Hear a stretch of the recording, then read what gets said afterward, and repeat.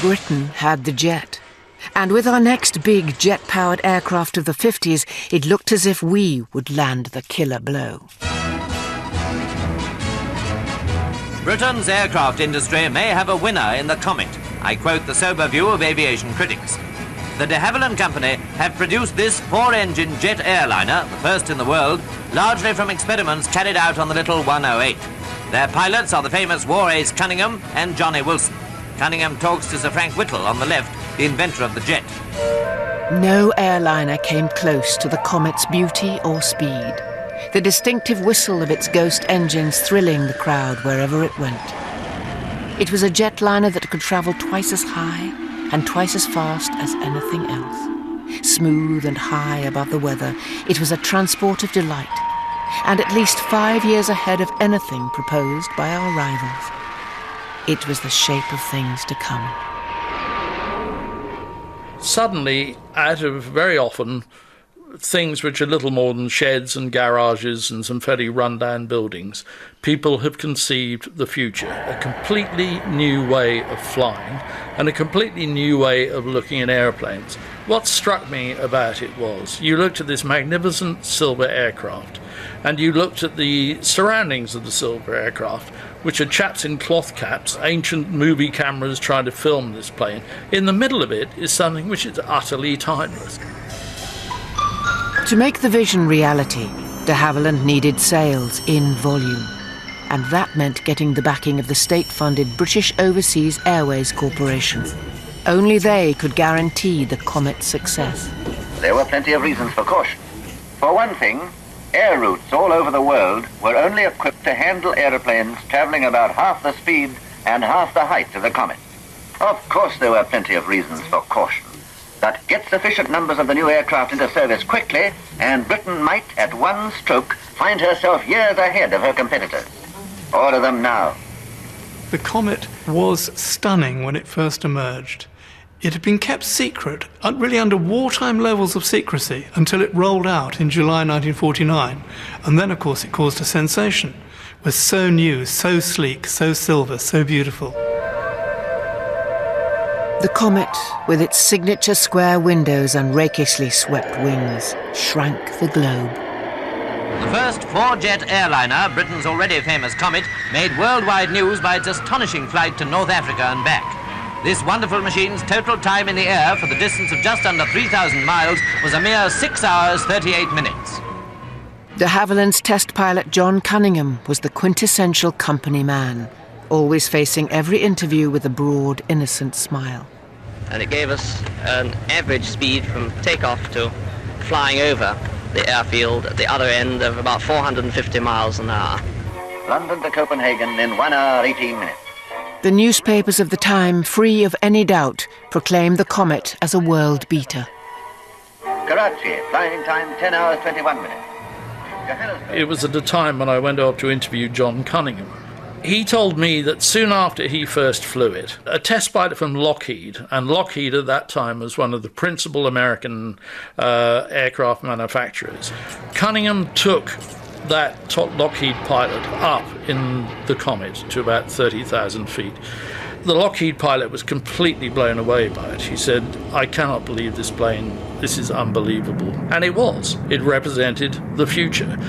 And for a country which had run out of money, which Britain had at the end of the 40s, a country whose achievements were vast and largely in the past, and whose present was one of being in hock to the Americans forevermore, this suddenly seemed to represent a get out of austerity easily.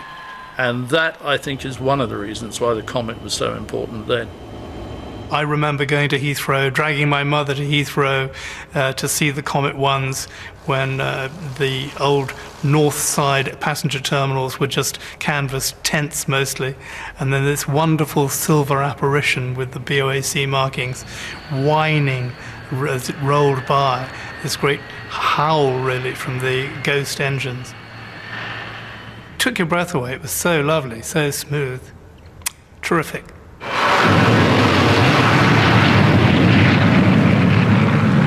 Sir Miles Thomas, chairman of BOAC, greeted the Queen and the Duke of Edinburgh at London's British Industries Fair. Royal attention focused on a scale model Comet, for only a few days before, this record-breaking aircraft had again made the front pages by going into regular service as the world's first passenger-carrying jet airline. The Comet's first scheduled service was the airmail run, down to Rome and on to Africa and the dominions of the Empire, to set down finally in Johannesburg. We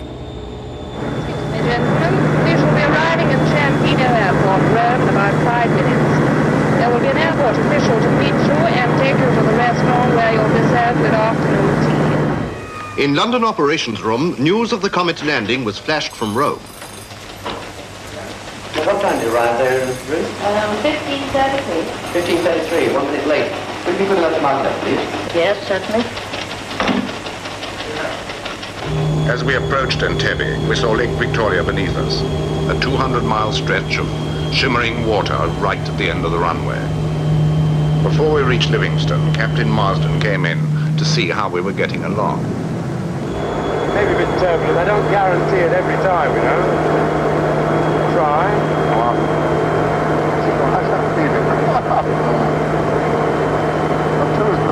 Oh, well, that's not too bad, is it, really? Just showed its all bearing skills at this height, isn't it? And even as I was searching my mind for the right words to describe this completely new experience in flying, our destination came into view. And below us lay the great blocks of city buildings and the golden slag heaps of the Rand.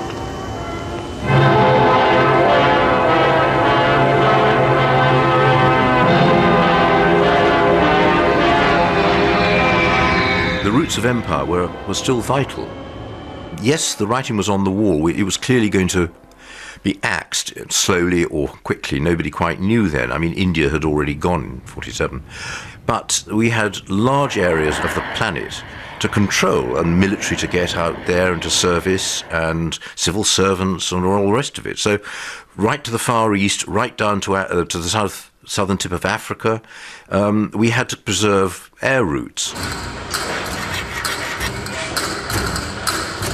Orders started to pour in from Air France, Air India, Japan, Venezuela and Brazil, and even from the United States.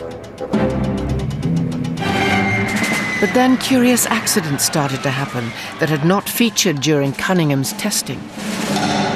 This is the Comet that belly landed on Rome's Ciampino airfield at its takeoff. Not one of the 36 passengers or crew of 6 was hurt, a fact that reflects great credit on the jet airliner as well as on the coolness and skill of its pilot. The design of the Comet's wings appeared vulnerable to stalling on takeoff, a problem known as over-rotation. The pilots could actually raise the nose of the aircraft too high on takeoff, which disturbed the airflow into the engine. It dropped its efficiency. It also disturbed the airflow over the wings, and that killed the lift. Conversely, if you didn't rotate enough, you just never took off at all. You just remained in ground effect. So it was very tricky. John Cunningham, who was one of the finest test pilots in the world, he knew the airplane so well that he never got himself into an over-rotate position.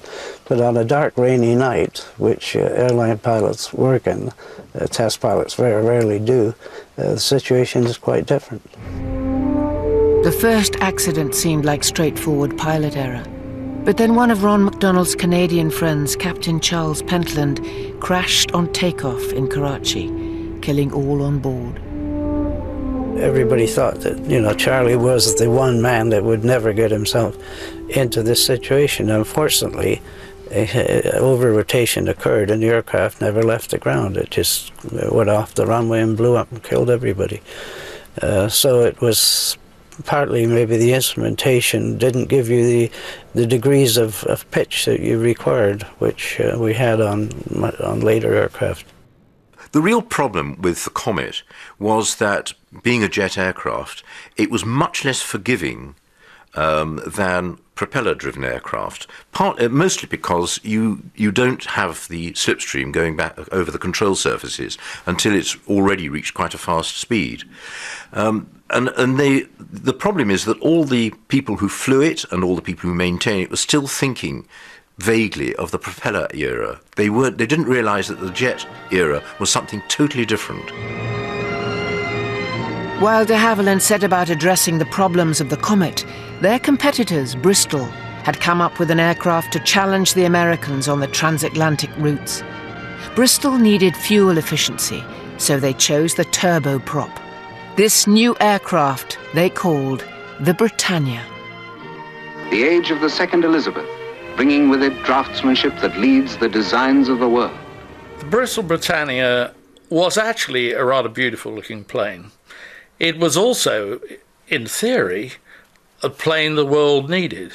It was a turboprop, but it was quite fast, 350, 400 miles an hour. It could deliver quite a lot of passengers, and it could deliver them over quite a long distance. So in some ways, at that time, it seemed from a British standpoint really quite a good idea. The Britannia, the airliner of tomorrow. The plane's first public appearance had been at Farnborough in September 1952. The test pilot was the vastly experienced Bill Pegg, the man who had first flown the ill-fated Brabazon. A lovely, graceful machine, her evolution ranks as a milestone equal to the regular services of the Comet. Spectators were astounded at the quietness of the plane, and it was soon nicknamed the Whispering Giant. Forerunner of a fleet on order for the British Overseas Airways Corporation was the star of the show, the 100-seater Bristol Britannia turboprop airliner. The Britannia gave a striking foretaste of the future in a year of aviation history. But here too problems started to appear. There were persistent teething faults with the Bristol Proteus engines. Bill Pegg, who was Bristol's chief test pilot, was showing some KLM people, potential customers, how the Britannia worked and all the rest of it, and took them off for a flight from Filton and flew them up over South Wales. And at one point, one of the engines developed a very serious fault and caught fire.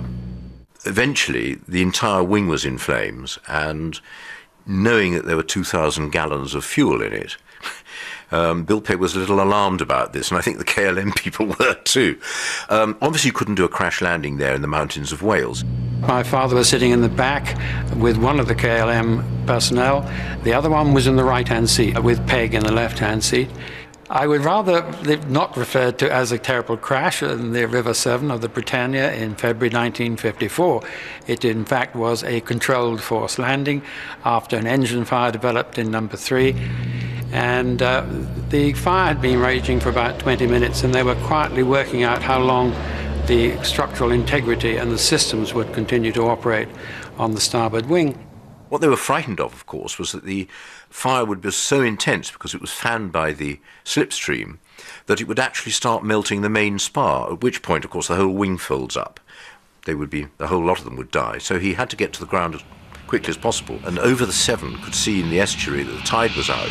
He landed on the mudflat, and they slid about 400 yards, and then just turned slightly towards the sea and came to a halt. And the fire was out, because the engines had inhaled so much mud, it had actually stopped the fire. Everybody came out and perfectly unscathed and all the rest of it, and congratulated Bill Pegg. There was relief when they got out, but that's about it. I have to say that KLM did not buy the aircraft. Meanwhile, for the Comet, the world's only jetliner, things had gone from bad to much worse. This is the tragic scene of the Comet disaster near Calcutta. Wreckage of the aircraft smashed almost beyond recognition. At the time of this terrible accident, the aircraft carried 37 passengers and a crew of 6. All lost their lives. The reputation of the world's most celebrated aircraft now hung in the balance. Now, there's a curious tone in the British press at this time. You'll find people, it almost seems to come over that it's your patriotic duty to fly in a Comet, and there are articles in which they suggest the plane may be sabotaged. Within 6 weeks, with typical British aplomb, 2 plucky royals were dispatched to Rhodesia on, of course, a Comet. The Queen and the Duke of Edinburgh were at London Airport only a few hours after their return from Scotland to see Queen Elizabeth, the Queen Mother, and Princess Margaret off on their flight to southern Rhodesia. And then tragedy struck on a grand scale. In January 1954, and then again in April, 2 comets fell from the skies into the Mediterranean, killing all crew and passengers. The first had been the very plane that had set records on that inaugural flight to Johannesburg. 35 people were on board, including 10 children, and there were no survivors. It was imperative that the cause of the disaster should be known. Underwater television cameras, built by scientists and technicians in a matter of a few days, were rushed to the scene and operated by the Royal Navy. The wrecked aircraft was located and salvage operations began. Brought ashore, too, were the infinitely moving reminders of those whose lives were lost in this disaster of the air. When I was at school, I must have been about 11 or 12, I received an airmail letter from my uncle, who was then in Hong Kong. And it was almost illegible because it was all water-stained and the address had run and everything. And it turned out that it had been on one of the comets that had crashed in the Mediterranean. And it was one of the letters that they'd managed to fish out and actually deliver. It was very strange, slightly uncanny, slightly spooky, which I think is probably why I never actually kept it. The Comet fleet was immediately grounded, pending a full-scale investigation. All foreign orders were cancelled. Barely a year after the fanfares, it seemed as if the last post had sounded for the Comet. At the Royal Aircraft Establishment at Farnborough, they pieced together the remains of the wreckage and forensically analysed the results.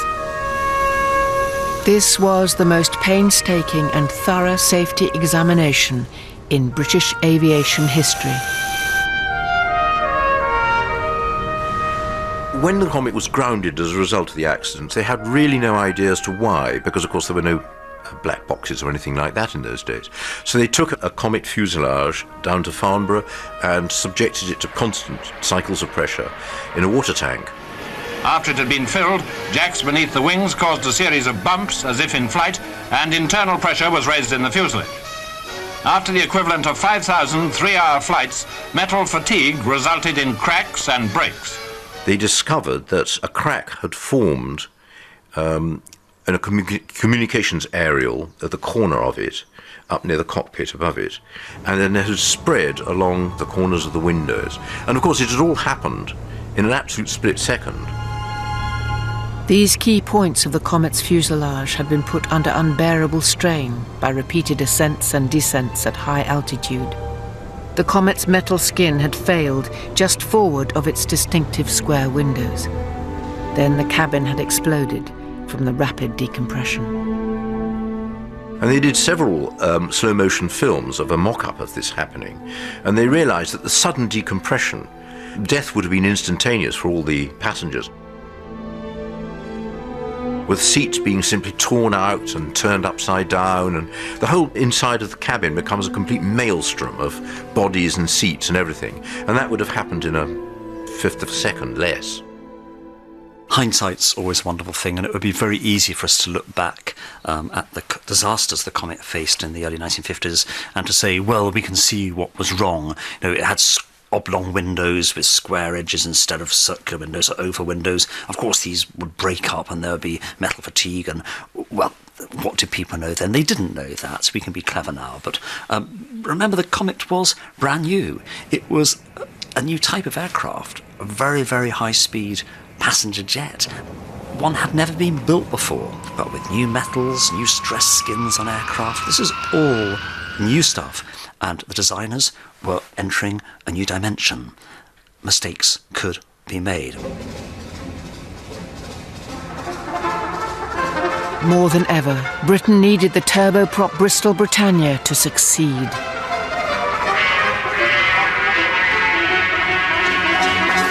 But engine icing problems and the new, more rigorous Air Ministry safety testing pushed the plane further and further behind schedule. This is called a drop test. The wheel is spun up and the whole assembly is then forced to the ground.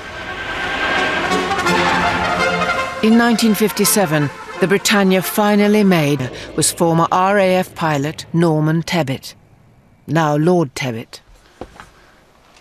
Good gracious me. It's a long time since I've been on one of these. Bit bigger than the old 100 series that I flew. This is the 300. I suppose it looks all very dated now with these old-fashioned luggage racks. Of course, this again is the longer range version, so they'd got a couple of bunks as they flew longer hauls across the North Atlantic and things of that kind. And here onto the flight deck. Quite a nice navigator's station. You could sit there quite comfortably out of everybody's way. And of course, here you've got a hatch there, and that's an escape hatch. And here, the hatch for the sextant, periscopic sextant, because we navigated an awful lot in those days by astro. The great thing about the Britannia was you needed a flight engineer, fairly heavy, who knew the location of all the switches and relays down in the hold underneath the flight deck here, because this was before smart modern electronics, and everything was still electromechanical. So if something stuck and didn't work, got a good engineer, he'd know which bit of the flight deck floor to jump up and down on to loosen things up. And here you are. And I was co-pilot and navigator on these things. So I'd be sitting up here somewhere. Oops, gosh. Funny, not so easy to get into these seats as it was when I was young. And a slightly strange control column here, a sort of funny yoke, not terribly conventional. Big handful of throttles. This aeroplane was way ahead of the pack.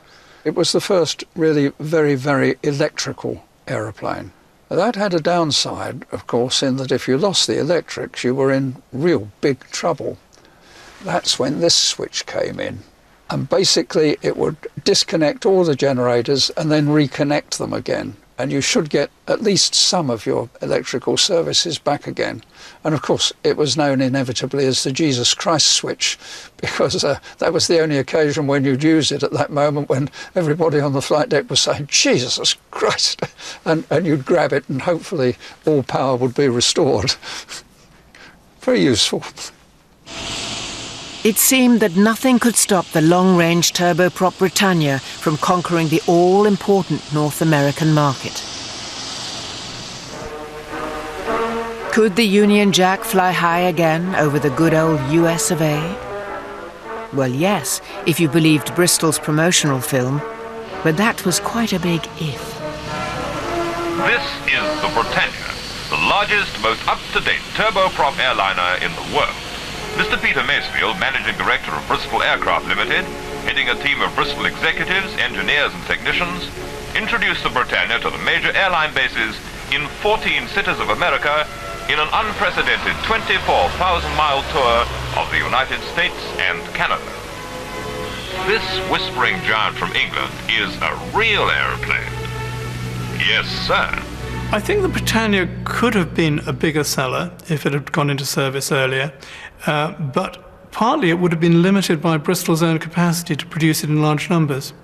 Howard Hughes was interested in ordering the Britannia for TWA. He actually flew it secretly one morning on his own after meeting Bristol's test pilots out in America, and came back and said that if he could have 25 aeroplanes in 18 months or whatever it was, he'd order it on the spot for TWA.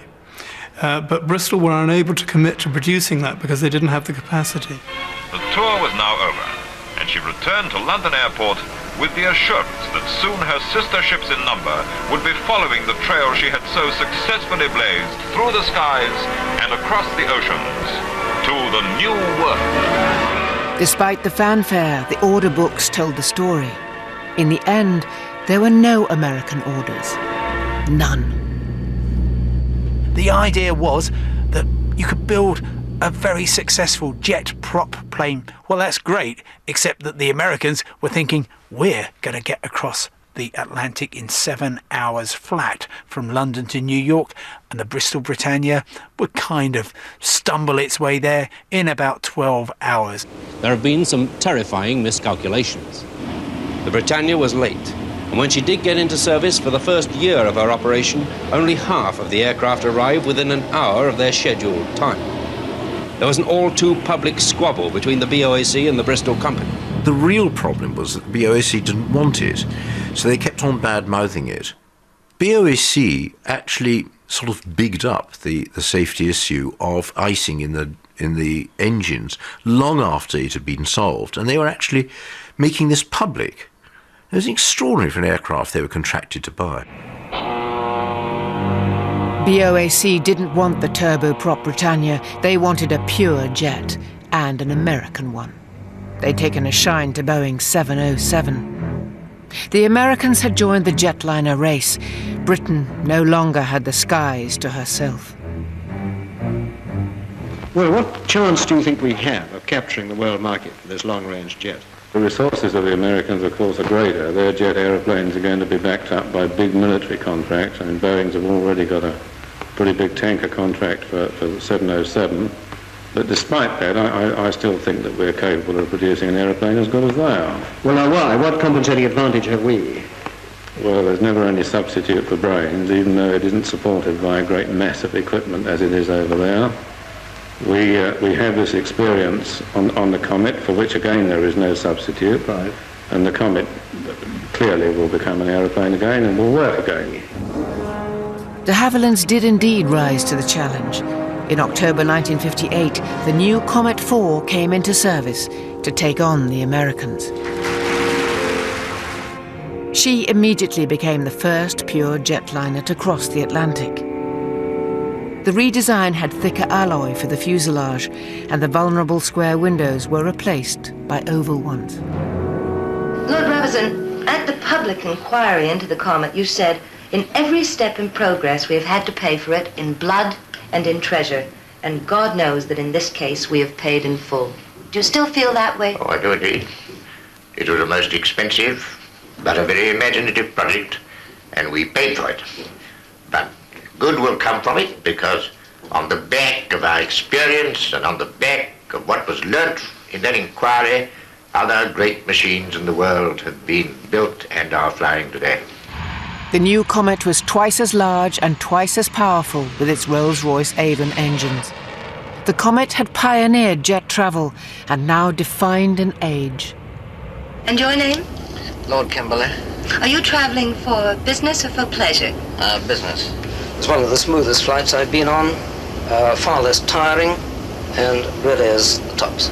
Well, I think it's wonderful, but it's very silent. It's very quick.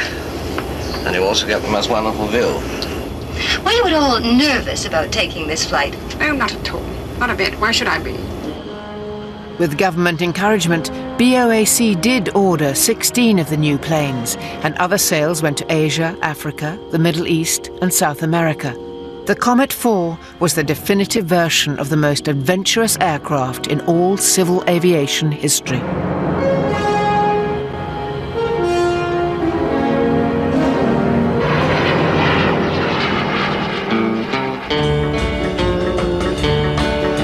As the late summers of the 50s came to an end, Britain's love affair with aircraft continued under Hampshire skies. It seemed that men in sheds could make the most improbable possible. And perhaps the most glorious of these was the fairy Rotodyne, a mongrel mix of autogyro and turbojet. It can go faster than a helicopter and slower than a fixed-wing aeroplane. I think it's one of the most brilliant pieces of advanced engineering we've seen for a very long time. It is a new way of flying. Brilliant idea. And it was well engineered. What they hadn't taken into account was the atrocious noise. The jets on the tips of the rotor, they could stop a conversation at 2 miles. I mean, it was intolerable. So, I mean, there was no way. It was a nice idea to have somebody flying you in from Heathrow to the South Bank or something. Very convenient for the city. But it was obviously just not possible to use the thing, so it was axed. And the industry, too, was becoming increasingly mismatched. The designs were brilliant and many, the sales were few. The government needed to step in to rationalise the business if it was to succeed.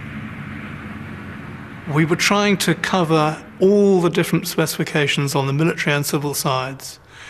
There were a large number of British firms, and they were all too small. That's one of the reasons many of the aircraft were delayed. The teams weren't big enough to do the job. In a series of painful forced marriages, Rolls-Royce emerged as the leading engine manufacturer, and the 20 aerospace companies were whittled down to two main groups, Hawker Siddeley and BAC, the British Aircraft Corporation. It would be down to BAC to mount the final British challenge to Boeing for the big jet market. It was Britain's final riposte to the brash Americans. It was powerful, Savile-Row suited. The name was VC-10. The VC-10 was a magnificent aircraft. There should be no question about that. It looks absolutely superb, whether you see it on film or in the tin. It's a delight. It's a piece of aviation sculpture. There was something thrilling in the way it took off like a jet fighter rather than a lumbering Airbus of today. VC-10, romance in the sky, adventure, boy's own, Dander, the Eagle, all those things, utterly thrilling. The VC-10 does do a very different job to the Boeing. It's been designed to operate out of the short airfields with high temperature conditions, which are so important to large airlines like BOAC on the Commonwealth routes. Why was it necessary to come into this market at all? Well, the big jet market is a great part of the airline scene, and I think if we are to preserve the aircraft industry, which is a great national asset, it exports perhaps £150 million a year, we need to develop an aircraft like the VC-10. The last of the all-British great jets has to be the VC-10, and this was a final riposte to the Americans. They brought us the 707, which for decades was going to dominate aviation. We hit back with a plane which was much more sophisticated in its design. Well, the VC-10 looked wonderful. It had its engines at the back, so the cabin was supremely quiet. It was fast. In fact, I think it's still a world record holder for a subsonic airliner flight. So it was quick, it was comfortable, and it could go almost anywhere. London every year, and this is by far the most quiet and most comfortable one I can remember. The VC-10 was deeply loved by passengers, and that was a great selling point. It's very seldom you get people coming off aircraft saying what a wonderful aircraft that was. But they really did on the VC-10. People would actually ask to fly on it and would postpone their flights if they couldn't. I think it's an extremely comfortable plane, very smooth, very quiet, the seating is most comfortable and plenty of legroom. It seems to travel so serenely. When you hit turbulence, it doesn't ride turbulence like other airliners. It has a very, very stiff wing, so it doesn't juggle you about like the average aircraft. And of course, the one major advantage the aeroplane always had and made it so successful was the fact that the engines were on the tail. So of course, consequently, it's a very quiet interior. Also, for a nervous person who doesn't really like flying, the aircraft could take off 2/3 quicker than a 707. So consequently, you're 1,000 feet above the runway where the 707 was still sitting on it. The VC-10 was sold on its passenger experience, and part of this was down to the cabin crew. They also preferred the aircraft to the 707. When you compared it to the 707, which I also went on for a short period, it was the most amazing aircraft, the VC-10, because it was neat, it was small, it was very fast, and it was only 144 passengers, but it was the latest jet plane, you know, that everyone was quite excited to fly in. The 707 was much noisier, and also the landing was, well, I always think it was a controlled crash all the time. Bang, bang, bang down the runway. Whereas the VC-10 was very smooth. It glided off and it glided down. It was very smooth. I think the passengers preferred the VC-10. The hostesses may have loved the aircraft, but were not always so keen on the designer uniforms. Paper dresses were on this route. I'm sure it's New York down to the Caribbean. Yeah. And you were issued with this paper dress. So in New York, even if it was snowing, you trot onto the aircraft, we had these big raincoats, big sort of military raincoats.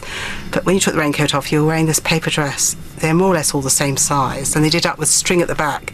So if you had any bust, it just stuck straight out in front. And they had to be, I think, 2 or 3 inches above the knee you were supposed to wear them. We were actually issued with tights then. And of course all the boys used to get the scissors out and try and cut them shorter and shorter. Green plastic shoes with plastic jewels on and a flower in your hair. Hideous. Horrendous. Hideous. And there's a row of 3 VC10s and you don't know which one you were on. So you trot up the steps and say, "Are you going down the Caribbean?" All shy and flustered, and they say, "Why?" And you go like this because your paper dress. No, it's not that one, dear. It's that one.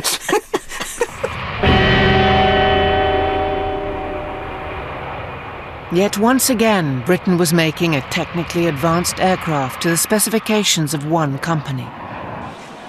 A company, BOAC, that was often referred to as the Boeing-only Aircraft Corporation. Such was its addiction to buying the Seattle jets. No British aircraft could succeed without the backing of the state airlines, and relying on that could be a pact with the devil. The BBC's Money programme interviewed Britain's own Dr. No, the chairman of BOAC. He damned the VC-10 with faint praise. It's a lovely aeroplane to fly. I've flown it myself. I think it has one little drawback, and that is that you have to get an awful lot of extra people in it before it makes money. It's a really sad story that BOAC, who specified the aeroplane, turned against it when they realized that the 707 was actually more economical to fly. The reason it was more economical to fly was because the 707 had been built for very long runways. The VC-10 had been designed specifically for BOAC's requirement to get out of shorter runways at high altitude in places like Nairobi on the Empire routes. So it had a bigger wing with high lift devices and the tail-mounted engines. This made it heavier and therefore burned a bit more fuel. So BOAC actually tried to get out of part of their VC-10 order in order to buy more 707s, which didn't really help its image with the rest of the world when you were trying to sell it to other airlines. The airline corporations were more or less strong-armed into buying British. They had probably an excessive influence on the design of the aircraft because they were tailored for BOAC's needs, BEA's needs, without looking at the wider world as a market. So the aircraft were too closely tailored, and then, inevitably, minds changed, commerce developed, and the airlines didn't then really quite want what they'd said they wanted. And in the end, airlines tend to go for operating costs and reliability rather than the last bit of perfection. The American 707 went on to sell over 1,000. The British VC-10, a mere 54. A proud line of all British big jets to challenge the Americans had come to an end. And in 1966, the final sad twist. The Farnborough Air Show, so long the best of British, went international. For the first time, foreign aircraft are on show at Farnborough. Bristol Siddeley powers 4 of them, an Orpheus engine in the Fiat Transonic jet trainer in Air Force service with Italy and Germany. The hard truth was that there were simply not enough British planes to fill our top show. Rolls-Royce is sponsoring 3 overseas aircraft. The Fokker Friendship with 2 Rolls Dart turboprops is an airliner from Holland. A wonderful creative age was drawing to a close.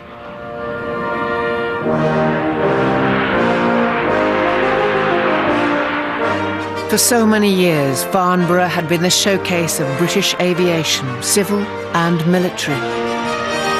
The skies were full of the fastest and highest, the most menacing and the most adventurous.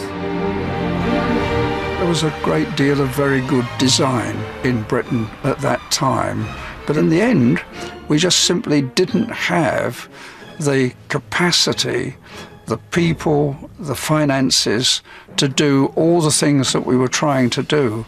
Perhaps we were trying to do too many things and not really carry forward enough of them. It was so nearly a bloody great era, but it was screwed up by lousy management, hideously missed political decisions, and also bad specification on the part of the airlines. But what is often overlooked is that we are still a major aerospace player.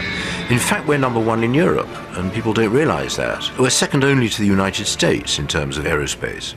But, there's some wonderful aircraft. The Comet. It should have been the greatest thing ever. And for 2 years it was. Passengers thought it really was. The Americans themselves thought it had left them 6 years behind. Very sad. But, wow, there was some great aircraft.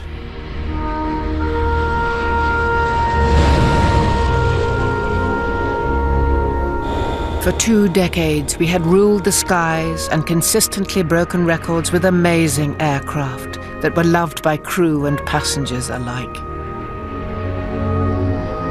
We had the first turboprop plane, the world-beating Vickers-Viscount.